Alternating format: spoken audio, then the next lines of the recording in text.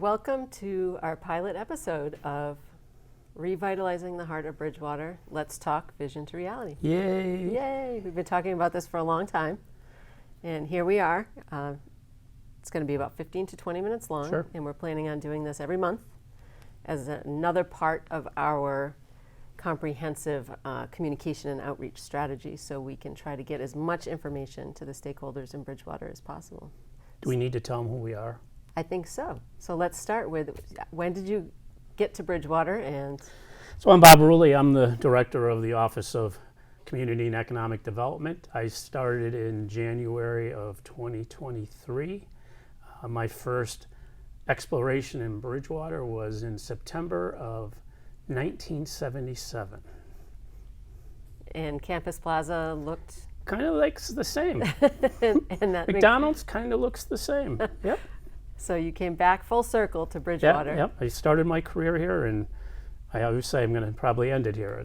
Just hope it's not tomorrow. Well, thank you for inviting me here. For those of you who I haven't met, I'm Toonie Shartner. I'm a consultant that's been working on this project since April of last year. Yeah. It's been about a year. So let's just start with, what was the origin of vision to reality? Right. So, good question. The origins probably go back 20 years. There's been several comprehensive master plans that the town has had completed. There was a downtown plan. Good plans, no implementation. So when Bridgewater reached out to me, based on similar work I had been doing in Rhode Island, it was under the premise that they wanted to actually execute on what the master plan included. So in that plan, which the community was involved with, there was goals, priorities, and objectives. And vision to reality is simply putting all of those into action. The chart behind us here, those are all elements that are part of the master plan. But I've heard comments that this is Bob Rulli's plan or Town Manager Michael Dutton's plan. It's not. It's the community's plan. These are all things that the community was very specific in articulating that was important. And I don't disagree. From an economic development and planning standpoint, these are all critical elements for success. What I do think is that some people wanted this, but didn't know exactly what it's going to look like. And now that it's starting to take shape, it's perhaps for some people causing some anxiety. It's been an interesting year being part of this project, and we termed it Revitalizing the Heart of Bridgewater. That was a group decision, many conversations. Revitalizing the Heart of Bridgewater, vision to reality. And a big project for us last year was building kind of the communication strategy, which includes that website, Bridgewater MA, visiontoreality.com. If you haven't been to it, please visit it. There's lots of great information there. 2 bi-weekly emails. One is a long-form email newsletter. The other is your Let's Talk series, in which we tackle some often misunderstood or hot button, let's call it, items. So for any of you who haven't been to Bridgewater MA, visiontoreality.com, please go, and under news, you can read all of those previous installations of those emails and papers, and we have lots of other great information there. But a big part of our goal last year was the community workshop in September. We were hoping to get at least 100 people to show up. We had over 250, I believe. Yeah, we were at pretty much capacity. It was excellent.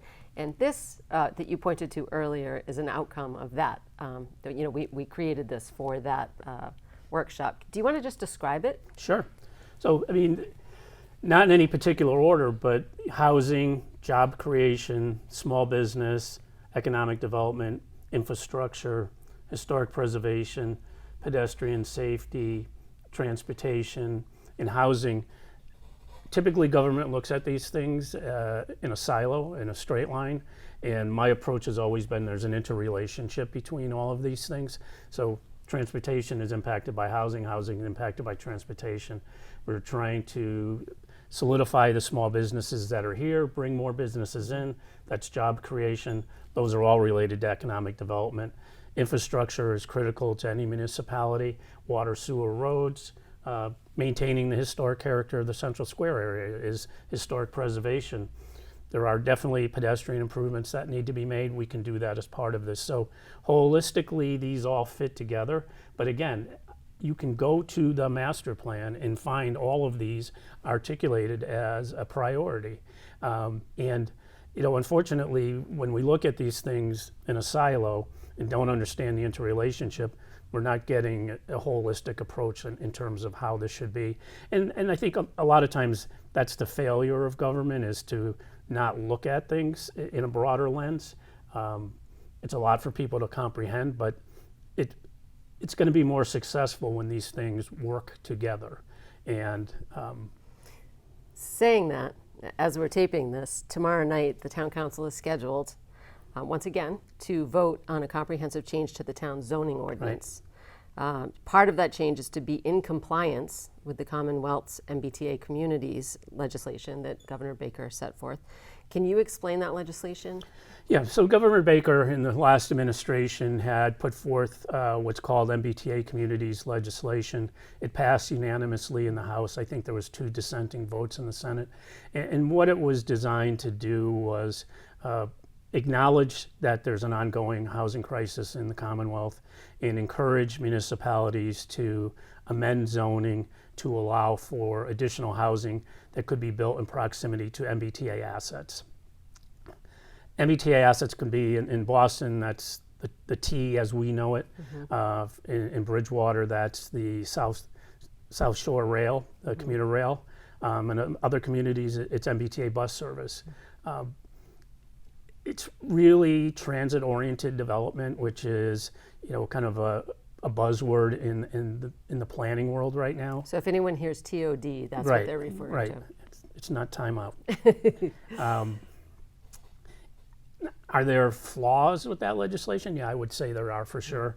In Bridgewater's case, it suggests that we need to create on paper, and I want to be very clear, create on paper the ability to add 1,400 units of housing within a half-mile radius of the MBTA platform.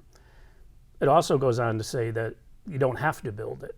And one of the challenges that towns like Bridgewater and other towns, quite frankly, particularly in the South Shore have, and something that we've raised with the Healy administration, is Bridgewater today doesn't have sufficient infrastructure to support 1,400 units of new housing. So as I said previously, the interrelationship between all of these elements. But at the same time, there is an opportunity to improve housing opportunities within the central business district. I mentioned the MBTA platform. Something we're looking to do is relocate it back to the Spring Street lot. We're looking to redevelop the Campus Plaza area. The Perkins Foundry is going to be redeveloped. The idea is that the more people we get downtown, the better choice of businesses we have downtown. I hear all the time, if we could just get this restaurant. Well, you're not going to get that restaurant. You're not going to get that higher level of retail and specialty stores without people living downtown.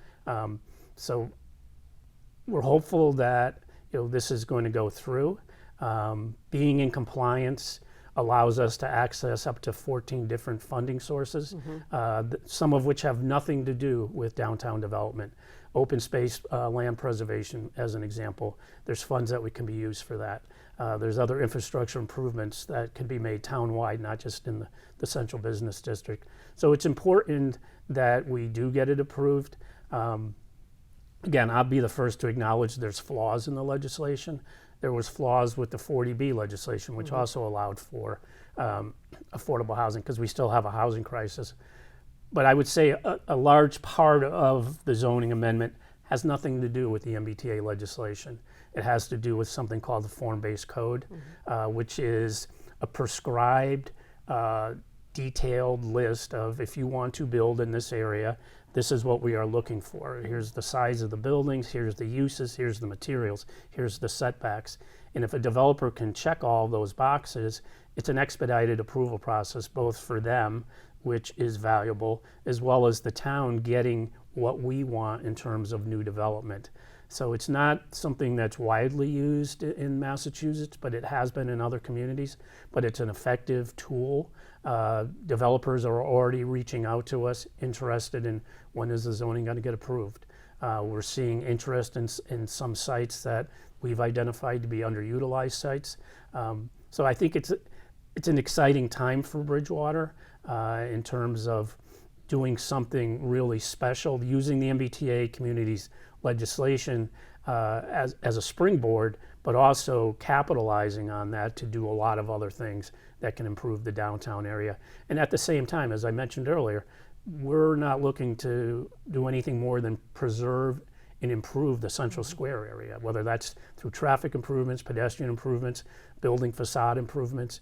That historic character is something that can be very valuable from an economic development standpoint. And we hear a lot about it. We've had a lot of community events, a lot of discussions at the senior center, and one thing we hear over and over again, we have a lot of great seniors that live here that have been here for decades, and we've heard how many times, it's not like it used to be. Right. And even though these are new, more modern kind of ways of looking at it, we're kind of bringing back what once was in Bridgewater. And I know, I've known you for a long time, and you like to say, we like to create a there. And do you want to kind of explain that? Yeah, no, your vision? Yeah, no, there. I mean, it's creating that sense of place, that destination, that special place. I remember when I was a student here, on Central Square, there was a record store. I was into photography at that time. There was a camera store. I used to take the bus from Central Square up to Boston to do an internship. It was different, and it felt very much like a college town. I think we've lost some of that.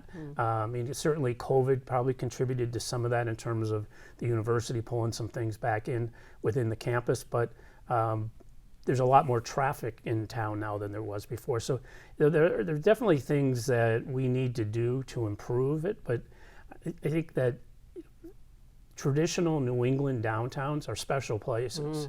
And if we can complement that by looking at the Campus Plaza as an example, as an area that can be revitalized, that can bring people not to take public transportation from Bridgewater, but to Bridgewater. So we're going to cut to a break. Wow. Yeah, it's been at 15 minutes, and we were hoping to have a 15 to 20 minute show. This is our pilot show. So we're going to cut to a break. There's so many questions I still have for you. I wanted to go over the highs and lows of the last 10 months, talk more about infrastructure. Sure. Hopefully this is the first of many episodes, but when we come back, we're going to have a special guest. Do you want to just say who it is? And I have Vinny deMacedo, who is the special assistant to President Clark over at the university. His position might have changed from special assistant to something else, but Senior Advisor for External Relations, I have. Yeah, that was more than I could remember. So, yeah, Vinny will be here. Great. Well, we'll see you in a few minutes. What happens in downtown Bridgewater affects all of us. Anybody that's been around me in this initiative, I use a lot of phrases and a lot of analogies. So one of my favorite is, there's a there. And people are like, what does that mean? A there is a sense of place, that you actually feel something unique about where you are. I used the example the other day that I went to the supermarket. I went in the car, went to the supermarket, got back in the car, went home. As opposed to, I went to Bridgewater Commons and I went to Trader Joe's and I got a haircut and I had lunch, and there's a there. There was something more than I went to the supermarket. And so whether it's arts or it's culture or it's historic, that sense of place that people feel like they went someplace. I think this initiative is holistic and not a straight line. Government tends to be myopic, that it's singularly focused on one issue, where in reality, all of these are interrelated. I use the analogy quite often that if we looked at one tile, one aspect of this initiative, that's one tile. When you pull back, it's a whole different mosaic. So housing impacts infrastructure, housing impacts jobs, jobs impact housing. So there is an interrelationship between all of them. The elevator pitch is that for over 15 years, the town has completed some very good planning. So we're building on many of those good plans that have been done, and with the town recently adopting its comprehensive master plan. The very elements that we talk about early on in our presentation are exactly what was articulated in that master plan. But we're at a time where there's federal money, there's state money available. Engaging is important, but executing is even more important, and that's what we're doing. I think people might think that the status quo is sustainable, but it really isn't. We're not seeing an expansion of the tax base. We're not seeing a lot of new investment. We're not seeing a lot of new businesses come in. So I would say that it's not sustainable. We're not going to be able to continue to make improvements to infrastructure. We're not going to be able to sustain ourselves. What we do downtown is critically important to not only downtown, but it's critically important to our relationship with Bridgewater State University, and it's critically important to everybody that lives within the bounds of Bridgewater.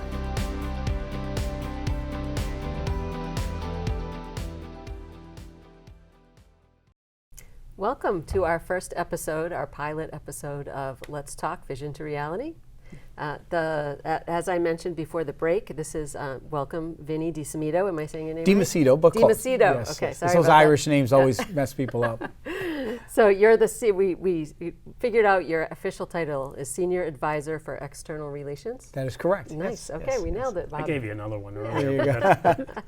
So obviously with this, we just talked about vision to reality and the strategic relationship between the town of Bridgewater and Bridgewater State University is critical. So a lot of time over the past year plus has been spent, kind of strengthening that relationship. And something that's very strong at BSU right now is the Cyber Range. That's correct. So, Bob speaks all the time about how the cybersecurity program at Bridgewater State University has the potential to be Bridgewater's and the region's biotech, right? So can you share the types of clients or users outside of students who will be utilizing and benefiting from the Cyber Range? And you just came That's correct. from an example of that. Correct.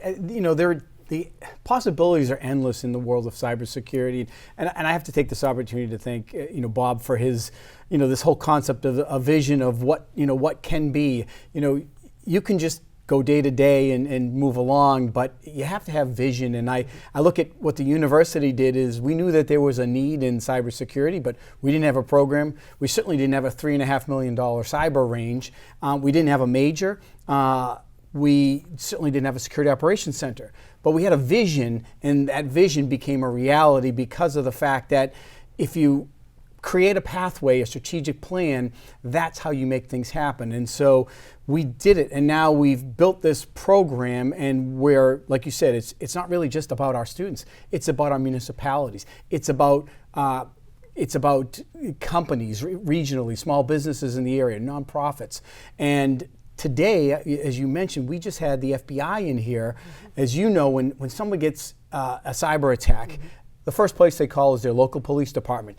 After that, the local police department probably calls the state police, their fusion center, and then, depending on what the case is, up to the FBI. And they have about 17 people for the entire Northeast that deal with cybersecurity. Well, in my opinion, with as big a threat as cybersecurity is, they need a lot more than 17 people doing that, as do the police departments in our region, as do our municipalities. And so what we're trying to do is build a workforce that will be able to fill those slots. And what do you have currently as far as programs and certification programs, and what do you have in the pipeline? So we already have, right now we have a computer science major with a minor in cybersecurity. We have a master's in digital forensics, but starting in the fall, we will have a major in cybersecurity. We'll have a master's in digital forensics in cybersecurity, so that you can start to continue to build that pipeline. But we're also doing trainings right now. So if you're a municipal employee in Plymouth County and you want to enhance your certificates, you can get Security Plus training, Network Plus training. That strengthens because it gets you to understand what the needs are. And so we're already doing that. We're also going into communities where we're doing assessments for those communities with professionals.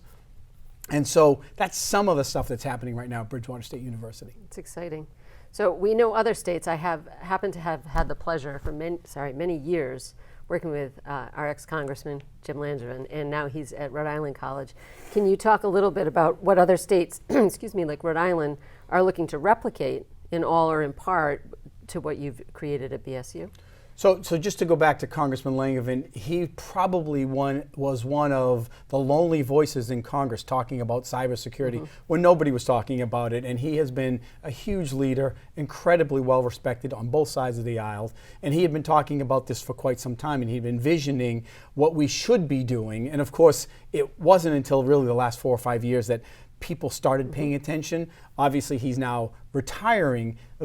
Very fortunate for Rhode Island College to have someone of his stature coming on and envisioning what they could be doing in cybersecurity. And we're obviously proud that his Congressman Langevin and Rhode Island College coming to Bridgewater State to see what we've done and trying to replicate this. Our hope is that this serves as a national model. This whole concept of academic learning, simulated learning through a cyber range, and then the real world training of a security operations center, that three-legged stool. So when our students graduate, they are really prepared for the workforce. And job placement is not a problem in this field. Oh my, virtually 0%. If you've got a degree in cybersecurity, it'd be shocking that you couldn't get a job, and a incredibly well-paying job at that. There's a huge demand, there's a huge need, and frankly, from my opinion, I don't see this changing anytime soon. I only think it's going to exponentially grow, because you're not just protecting your own infrastructure. This isn't just a regional issue. This is an international issue. We have people coming from North Korea, China, Russia that could infiltrate any of our small little towns by virtue of the internet, and it's just, and all it takes is somebody clicking on a link, simple things that you open a door to, these threat actors and, or what we call the bad actors. And they know that, you take a community and they ransom you either shut down or you pay out. And so there's a lot of money to be made. I'm not talking about, these international nations like Russia and China doing this, as a national security threat, which it is one, but there are also people out there just knowing that they can make money at it. Wow. Well, thank you for being here for our pilot episode. I know there's a lot more going on at BSU, but this is very exciting, so we had to touch on it. And like I said, Bob talks about it. I've heard you talk about it many, many times. And coming from that background of over a decade working with Congressman Langevin and Cybersecurity Month in October, I'm pretty excited for you and for Bridgewater. It's just a great opportunity. And as we're building the economy with this vision to reality, it'll be interesting. That's a large part of it, for sure. It'll be interesting to see businesses that move here because of that program and what you're doing there. So thank you. So I guess in closing, before the break, I mentioned that it's been over a year since you've been here. Can you just speak a little bit about the highs and lows? And then I have a final question that I'd like to ask. There's been both. Certainly, I think one of the highlights is re-energizing the relationship with the university. I think we have a lot more communication than we had previously. Super excited about the cyber program, obviously. Some of the frustrations are sometimes it feels like we're not communicating with the community, even though we've made great efforts to do that. There's a lot of information out there about what vision to reality is. There's also a lot of misinformation out there on what vision to reality is. I think there's a lot of misunderstanding about what role the state has in some of this. The information is there. People just need to take the time to, and if they don't want to read it, and then they can listen to it. I mean, I've made myself available to go to groups big and small. I'm excited for tomorrow night. Hopefully this does get passed and we can move on. But it's been a little bit of a roller coaster ride. Speaking of communication, we're jumping right from this room, recording this pilot episode, into the podcast room, and we're hoping to push out that podcast tonight. So we hopefully get in front of some residents and decision makers prior to tomorrow's meeting. So for the I'm going to call it the white elephant question. So is there a potential to lose more than the opportunity for funding if we don't pass this zoning and get moving with vision to reality and the compliance to the MBTA community's legislation? But will we potentially have to pay back money? Yep. Certainly being in compliance makes you eligible for funding in the next funding cycle. But there are monies that we've received, as an example, for pedestrian and traffic improvements in the Central Square area. We were given $125,000 to do some initial feasibility and pre-engineering. There's potential we'd have to return that money. Milton reversed themselves and are not in compliance anymore, and the next day the Executive Office of Housing Little Communities pulled back money that they had given them. So it's a real risk for sure. And as I said earlier, a lot of this funding has nothing to do with downtown and nothing to do with housing. It has to do with opportunities to get open space, to do public infrastructure improvements. So yeah, it's a real risk. Well, this has been a great first episode. Thank you, Vinny, for being here. I hope this is the first of many that you come back and continue to share information about BSU. Honored to participate, and we've just, fortunately, since I know this has been for quite some time, but I'm thrilled as doing external relations with our relationship that we have with the town of Bridgewater. Bob has been a welcome addition as well. The collaboration, we probably talk, once a week, or just in conversations and all kinds of different things about what we're trying to do collaboratively, because Bridgewater State is stronger collaborating with Bridgewater. Our shared street programs, there's so many different programs that we collaborate together, and I think it gives us more clout, being a former Beacon Hill guy, collaborating together and knowing that there's a plan and a vision to get to that. It's really important, and I want to commend you for your vision and your leadership here. I can't wait to see what comes over the next 3 to 5 years. So these are critical years. These next 3 to 5 years are where we're going and taking advantage. I hope that cyber range and the cyber industry is that catalyst to really help build out some of that infrastructure and that competitive workplace environment here. It's been a pleasure so far as a consultant working with many of your faculty and students, and we hope to build more of that as well. So thank you. Thank you, Bob. Yep. All right. This closes our first episode of Let's Talk Vision to Reality.